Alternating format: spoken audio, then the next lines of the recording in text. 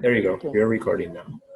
So this is round 1 of voting on 13 projects. Do we have, or 14, I think?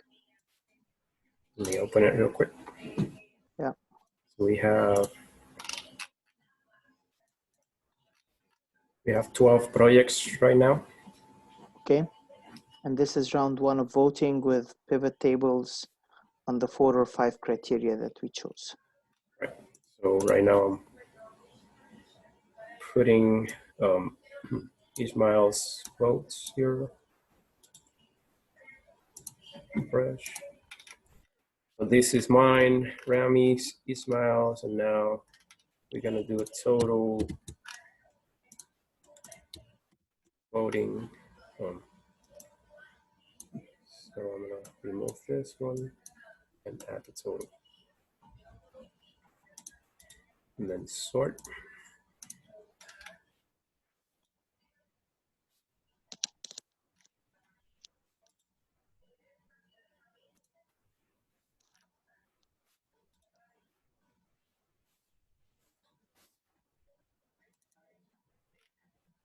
Okay. So first round, on my votes, seems like the top 3 are the Shark Watcher, which involves a lot of programming for image recognition, the Wasp Killer drone, which seems like an option that will help people a lot with a very dangerous, is it a pest? Is it considered a pest, Ishmael? Yeah, they're pests. Okay. And then the sports robot, which basically is more focused on more learning and like looking to learn a lot of different new approaches for collision avoidance and robot manipulator. And then Rami, can you express yours here? Yes. So when I was looking at the voting here, I was a little bit conservative on the numbers. The TSA helper, the TSA helper, that turned out to be that, and then the helping hand robot came out as number 1. And then I think when you look at the windshield scraper and the wasp killer and even the roof cleaner, those 3 to me were all the same. And the reason for that, so item number online, row 23, 24, 25. And the reason is that, to me, the way I see those is that they are all basically the same concept of a drone, and you put an attachment to it, you put an arm to it to do a different function. So that's why I rated them, regardless of the name of them, I rated them very similarly. That you have a drone, some sort of a drone or a moving object, whether it's on wheels or whether it's flying in the air, and then it has an arm to it. So that was basically where I came up with these. The reason the helping hand robot with servo motor stood out from what I've seen is when I looked on the internet, we just saw that example that I shared with the team last time of that big, very big arm out there, but I didn't see a lot on that other than that. So I thought that was from, can we build it? I think it's feasible to build because you are going to be, it will be like a 6 degree of freedom or a 5 degree of freedom, whatever it is, of a manipulator arm.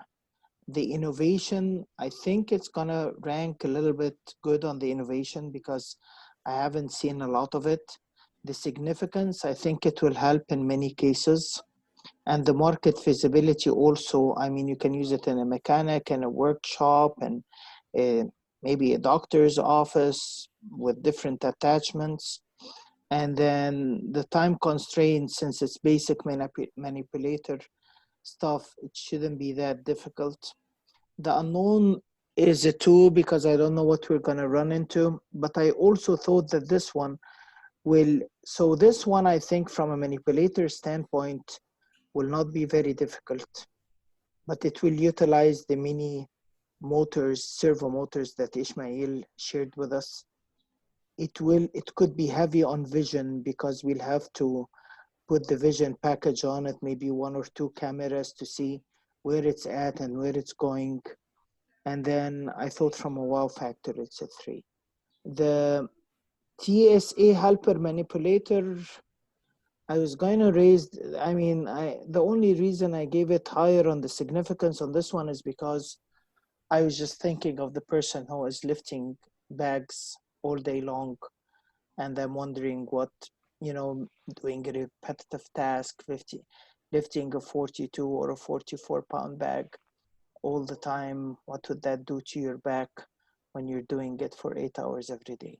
And that is why I thought it's significant. And then the rest, I think, is self-explanatory on there. And I think that would be very easy to build as well. It might not be very difficult. So these are my ratings, and that's how I came up with. The Shark Watcher, I do like the idea a lot, but I just feel it's gonna be a very tough one to do, and I don't know how we can market that, because Ishmael mentioned a very good point on it when he said, how are you going to, it's going to be hard to, with tall people, short people, males, females, whatever, how are you going to understand the algorithm of drowning? But I thought the idea is extremely innovative, so I gave it a 4 on innovation. That's what I have, guys. Oh, nice, Rami. Oh, Ismail. Yeah, let me move you guys out of the way. So the self-driving flying car, looks like that one's my favorite out of them all. And that one's mostly because, like Rami said, we are talking a lot of these projects have something to do with drones. And one of the things about the wow factor is that, we could build this thing and model it and simulate it the same way we would with any other drone. But, it's just the buzzword of self-driving and flying cars that make it, it makes it significant. That's active research that people are doing. It's not really well defined. The smart blind stick I like because I think when Remy told us about the, especially when he told us about the package that he saw, the robot that he saw already that was already defined. So we could easily just make our own, and we could usually use that as a template to make our own. And being that it is probably based on a differential wheel robot, I think that would be even more easier to implement, especially in terms of ROS or whatever, if we use MATLAB or anything. And the therapy helper, I like that one because robots are being, they're more and more useful in the medical field. And I think that it being something that's therapy related is basically the way of the future. And I think it is really innovative, and I definitely believe that we can build it. So yeah, those are my top 3. Thank you, Ismail. So the first round results looks like this. So I'm gonna highlight the 3 top ones. So the first round analysis is taking us to the helping hand manipulator. This would be the one for blind people, Rami? No, the blind people is the smart blind stick here. Okay, so this is for massage and therapy, right? Yeah, and I know when I suggested this one, my problem with this one, and sorry, no, not massage, the helping hand robot with servo motors, it's just it's the handheld Oh, handheld robot. manipulator. Yes, Yeah. No, yes. got it. So Got it. that you can use in a machine to extract a part from inside the machine, or a mechanic can use in the shop to hold something. It's like the hand that goes in very tight places, or goes in a place where there is rotating objects and you're afraid you hurt yourself or something like that. And then there's the wasp killer drone, which is helping out, getting rid of pests, reaching out to difficult places, tall places, to get rid of the nest of the wasp.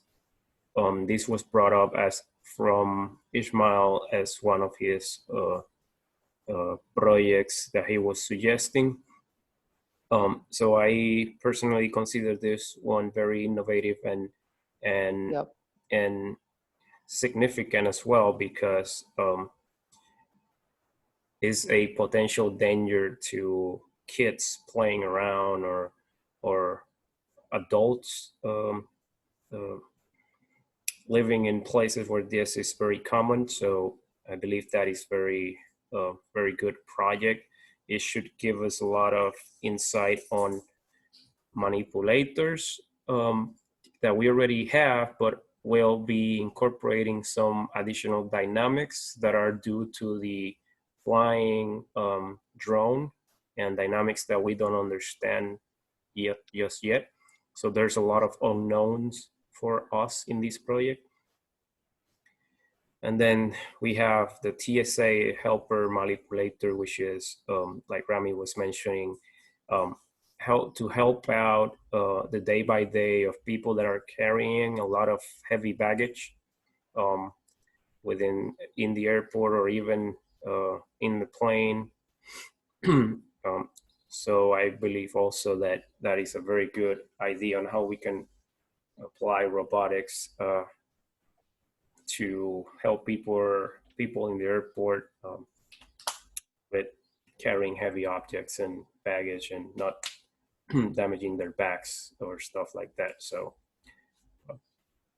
this is the first round of the 12 projects that Group B has. So based on our agreement, we're gonna and from the results of the assignment for this week, which will incorporate ROS and some more robotics, we expect some changes in our initial thoughts, and as we see these together, we might also think differently a little bit in the second round that we're gonna do.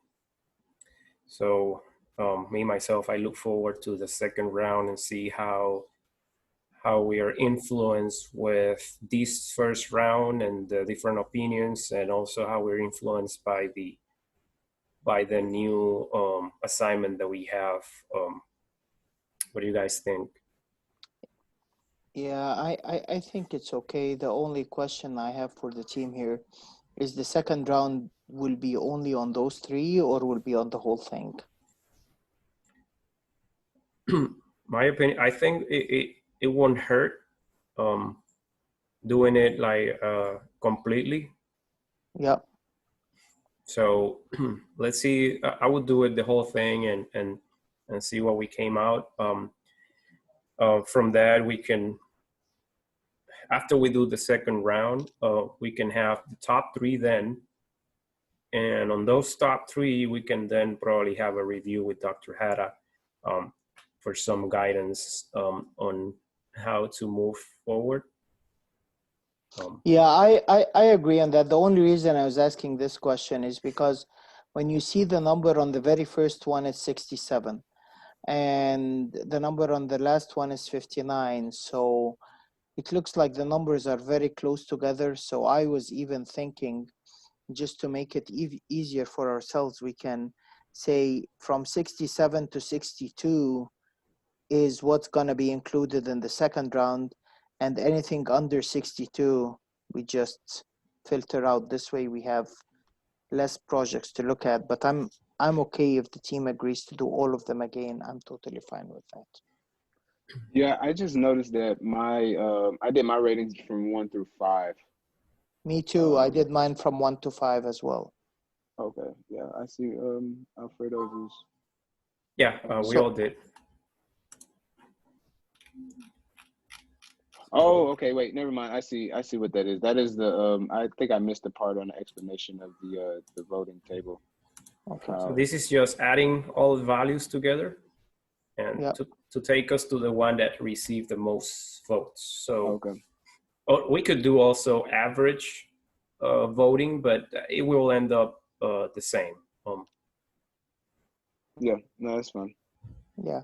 I was just thinking that from 67 to 62, it captures all the good ideas that came from the whole team. So maybe and that's just a recommendation. I'm totally fine if we want to include all 12 projects in the second round. I'm okay with that too. What do you think, Ismail? No, I agree with that. I mean, I think that that's a good way to do it. We could just do them all. Yeah, perfect. All right. So next